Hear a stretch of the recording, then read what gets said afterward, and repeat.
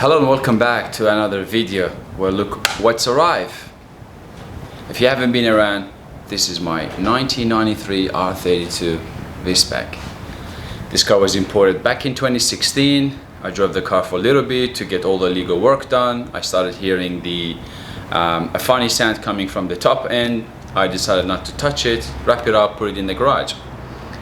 And recently I'm like, let's get that car on the road. I took the car out, started diagnosing the problem, and it turns out to be scoring on the some of the cylinder wall, which wasn't a good news. And I was between taking that engine out and rebuilding it, or getting another engine for it. And I was lucky enough to find this beautiful RB26 out of an R34, which has done only 60,000 kilometers. So the process will be getting that engine out and putting this engine back in. Now I'm going to stretch this process a little bit longer, and the reason I'm doing this in most of my videos is because whenever I search for something on the internet to find what's actually required for this job, there are a lot of videos, but I can't find the start to finish job. There's always something missing in that process. But I'm going to do this in this video. So if you want to see this, stay tuned. Alright, so here's a closer look at this beautiful RB26. Originally, this engine was sold in Japan, in Nismo Amuri's shop. It came off an R34, which was getting fully restored, and they decided to sell this car. And it was sold with proof of compression test. Now, the only thing I need to be replacing in this engine before putting it in the car, obviously taking the diff off and putting the diff that comes out of the 32. And the reason I'm doing this is because they have different ratio, and that's because the R34, they run different transmission. It's a 6-speed. I also need to replace the balancer. I'm not 100% sure about it, but I will compare them when the other engine is out. And obviously I need to put the cast out of the R32, because again they run different ECU in the R34. Other than that, everything looks alright to me. No problems, no oil leak, just a normal debris around the engine. So I will be going and obviously painting the block before putting it in, but for now my focus is on this one here. Obviously this needs to come out, and this needs to go back in. It sounds simple, but it's a very long process, and I haven't done this before, so it's going to be fun.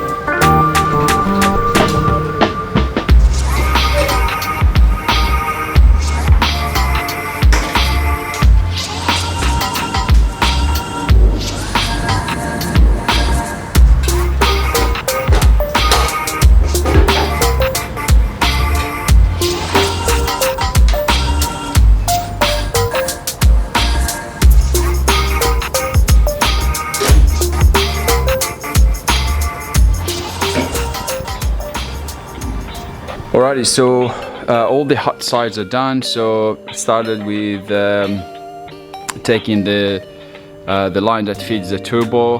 They're both out, so that and that one there. Obviously the airbox, power steering reservoir, power steering lines, all the vacuum lines. So the plan will be dropping the engine from the bottom, so lifting the car and the engine will sit at the bottom.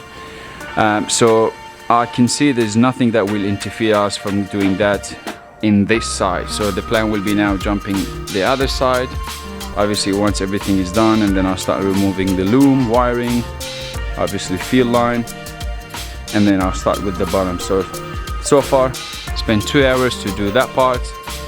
I will aim for another an hour or two for this part, and then let's see how it goes.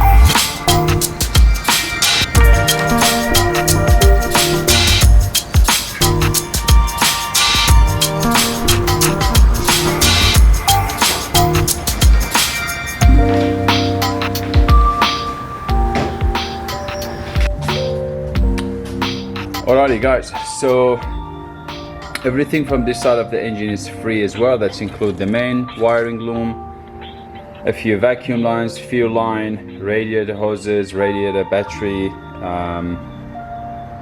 and a few other vacuum lines down there. Now, the only thing that I need to do from this end, as far as I know, it will be the alternator wiring, which I need to get into them from the bottom. So I'm going to lift the car. So my job will be from now on mainly bottom of the car and on the side where the wheel bars are. So I need to disconnect this, the sensors, calipers, whatever I can, and that will be the go for this job.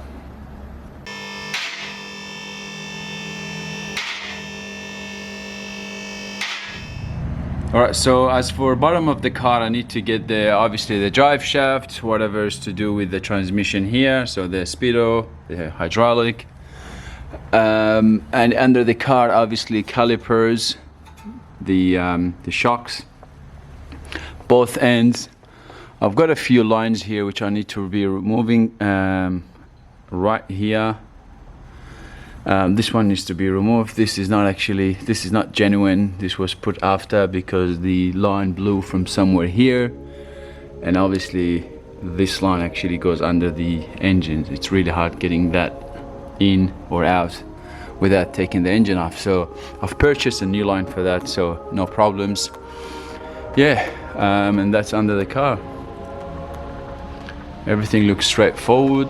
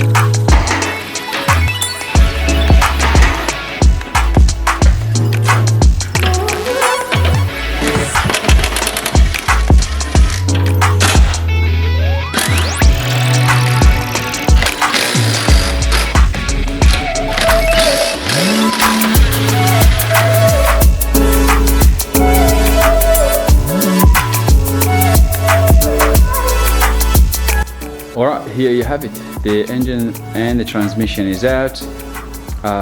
Lucky, the one thing I remember to remove last second was the gear knob from inside the car, which was fine.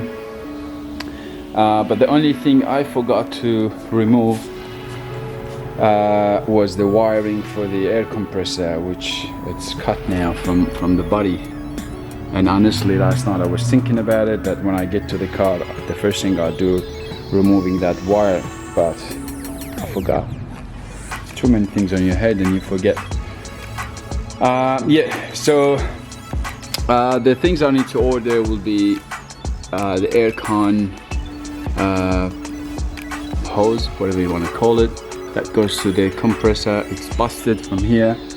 I believe you can still buy those, and the rubber that goes behind the transmission, so it's got crack in it, and as you can see, the oil all over the transmission.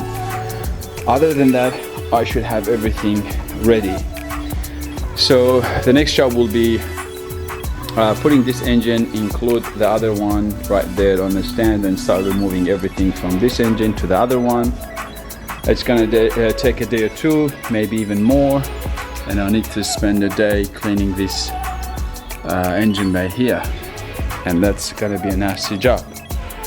But for now, thank you for watching, and I'll see you in the next episode.